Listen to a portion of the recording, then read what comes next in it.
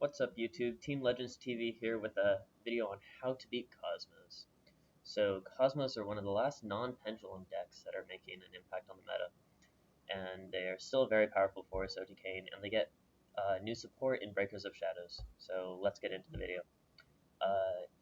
Cosmos, there are the two types of monsters. There's the Riders, which are Farm Girl, Good Witch, Wicked Witch, and the ships, Dark Destroyer, Forerunner, Slip Rider, etc.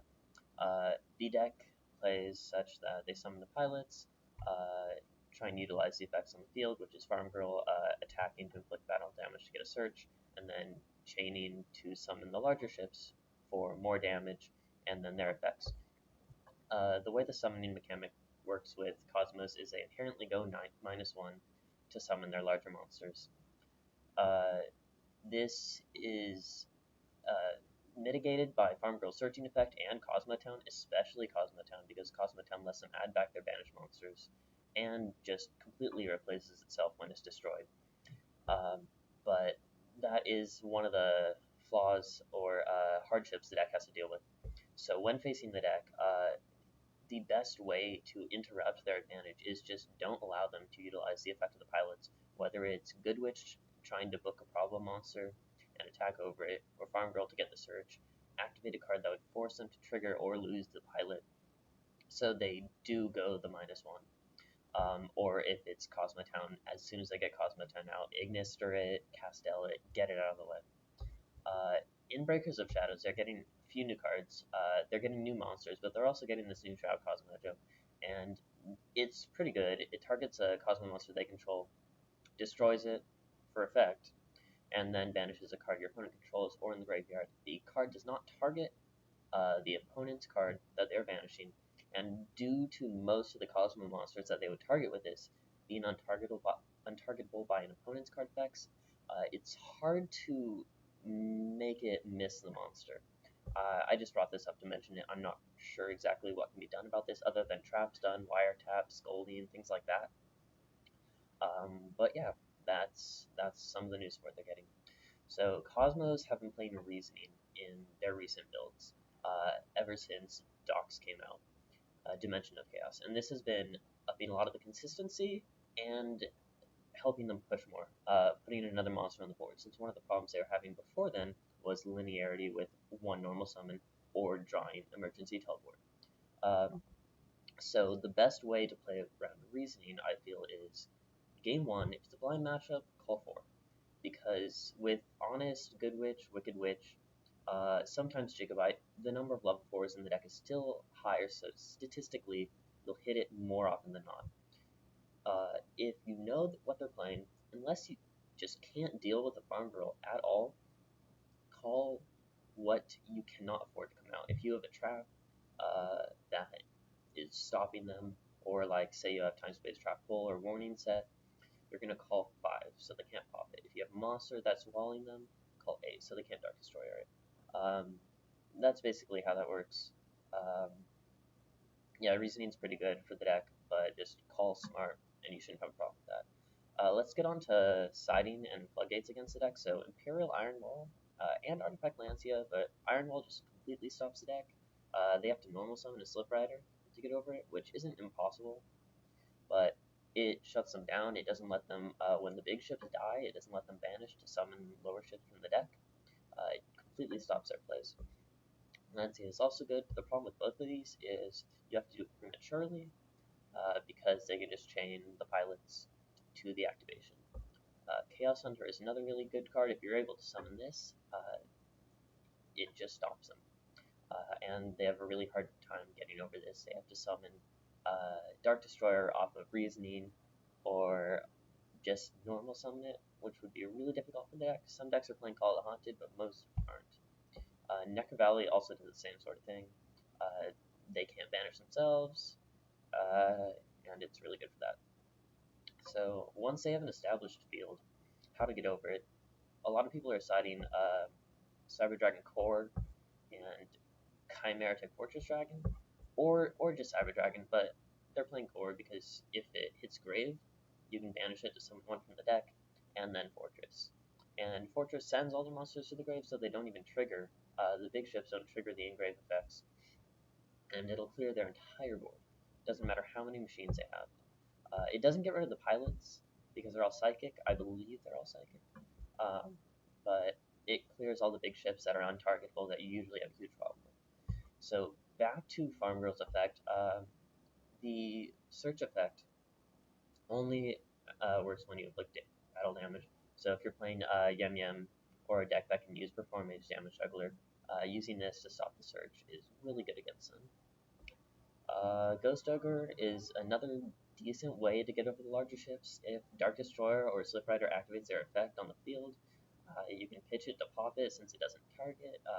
Dark Destroyer still floats, but they no longer have a 3k untargetable beater on the field, so I guess it's better than not.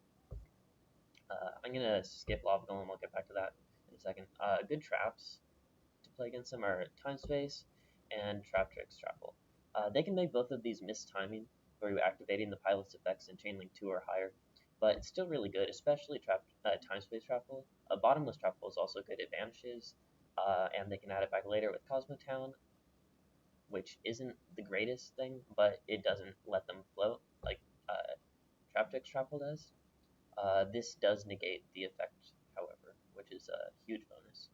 But Time Space shuffles it back into the deck. If you're able to resolve these properly or activate them, it sets them back a lot because they went -1 to summon the ship in the first place, and now you have set them back another card. Another set of traps they have a hard time dealing with is counter traps of any kind. Chivalry activates during the battle phase and negates any effect monster's effect during the battle phase. And it's really powerful because they can't chain to any of this. It just stops them. Divine Wrath does the same sort of thing. You're probably going to want to use it on the pilots because once they get the big chips out, if you negate that, they just float. But it's still really powerful. Same with Warning, and then when we get it, Notice, because you can just chain Notice to the effect that would summon a monster. It's in the same way you can do Warning, but you can't do it on the normal summon of the pilots. It's still really, really good though. It stops them. So back to Lava Golem. Because they play Reasoning and they'll push and have a much greater board presence now, it's common for them to have 2 or more monsters, usually just 2 at max. But Lava Golem is very powerful, even better than the Kaijus at removing their monster, and I would advise siding it for Yem Yem and Magicians as well, because they like to swarm the board. But you can drop Lava Golem. Most Pendulum decks don't actually need their normal summon, so you can just drop it, Pendulum Summon, do your thing, or if you're already established, you can probably get away with not having a normal summon for a turn. Castell it, do another play to clear the Lava Golem after you tributed 2 of their monsters, so that's really powerful. Storming Mirror Force is another option. This resets their hand. It just bounces all the monsters, and it's not very good because next turn they can just make the entire same play. Especially if they have Cosmo Town to just add back the Farm Girl or whatever the pilot was. But it's still really good, and sometimes you can leave them with a hand full of ships, which is a brick. They can't do anything with that. But this is probably best if you just have to clear their field and you're going to try and push for game the next turn. Stormforth and Fiends. So Fiends shut out the deck. Majesty's Fiend, they can't activate anything. All of their summons activate as effects that start a chain, so they can't activate any of those, and they can't use Good Witch to book or anything like that. Shuts them out completely. And Vanity's Fiend, it stops them a lot. However, if they have Good Witch, if they have Honest, they can use all of that to get over Vanity's Fiend. Stormforth, in combination with any of those, is really powerful because you contribute their monster. It wouldn't trigger anyway. However, if they have a Farm Girl out and you activate Stormforth, they have to decide whether they want to chain it and summon the larger ship now, or just wait and lose the Farm Girl but keep the larger ship in hand. Other floodgates that are good are Skill Drain and Lose One Turn. Most decks can't play these. Yang Zings are still around, I think, and they have a decent Cosmo matchup. They can play these, but it slows them down a lot. Lose One Turn stops the OTKs and their effects, which hurts Cosmo. Cosmo's a ton. Even their E-Telly plays don't work. And then Skill Drain just shuts everybody down. But some Cosmo decks also are trying to play Skill Drain, so it's iffy. I'm not really sure about that one. Mind Crush and Rivalry. So these both mess with their hand. Mind Crush is good, chaining to the activation of Farm Girl's effect to summon a larger ship, especially if they've already added a ship to hand, or if you had prior knowledge of a ship in their hand, because you'll just call the ship. It's discarded to the grave, not destroyed, so it does not trigger, and then they have to either summon anything else. They have to try and still resolve Farm Girl, so they have to summon another ship that's in their hand if they have one, or if not, you get to see their hand to verify, and that's huge public knowledge, and their play did not go through.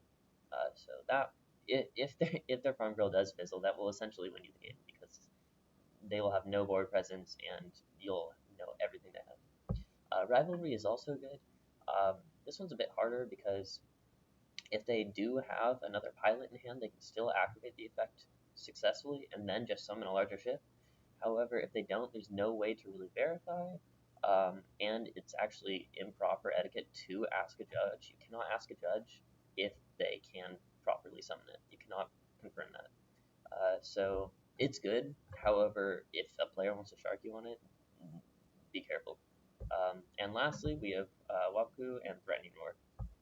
These cards are for traps. These cards are really good because they just stop the battle phase. Threatening Roar is decent. They can't attack. However, they can play around it since you have to activate it before they attack. You can still activate it in the battle phase. Waku is really good though because it protects all of your monsters. You take no battle damage, and you can wait until the last second to activate it. Like say they're going to attack and try and attack over something with Honest. It's obvious they're attacking with a Farm Girl into something that has higher attack, and you would just activate Waku. You take no damage, and they have to either let the Farm Girl die or waste the Honest for no search. On to extra deck monsters that are good. So we have Ignister, obviously. This can spin the ships, doesn't target. It's really powerful. Anything that doesn't target is really good against the Cosmo Monsters. For Magicians, they have access to Oddeyes Meteor Burst and Oddeyes Rebellion, as well as Dweller, but the main play is if you summon this, Cosmo Monsters, or any monsters, cannot activate their effects during the battle phase. So their floating effects, their chain effects, and if you get this out and summon Oddeyes Rebellion either properly or improperly, you still have a 3k beater to crash with Dark Destroyer, and their Dark Destroyer will no longer float. So Oddeyes in combination with either Meteor Burst or Abyss Dweller is really powerful. And then last, we have number 39, Utopia Beyond, which Magicians are playing. And it just, non-targeting makes the attack of all special summons, or all monsters your opponent controls, becomes 0. So that just lets you attack over everything they have. And obviously, if you get that in Dweller, or that in Oddeyes Meteor Burst, you can just clear their entire board and push for game. Other notable cards are Light Imprisoning Mirrors and obviously Vanity's Emptiness. Light Mirror used to be a lot better before they got all the dark monsters. Slip Rider is still light, so they can't pop it, and most of the pilots, or the better pilots, I guess, are light, Farm Girl and Good Witch, but Wicked Witch is dark, and they can toolbox rank 4 to get rid of it. It's still decent, but I would say that there are definitely better cards to be siding against them right now.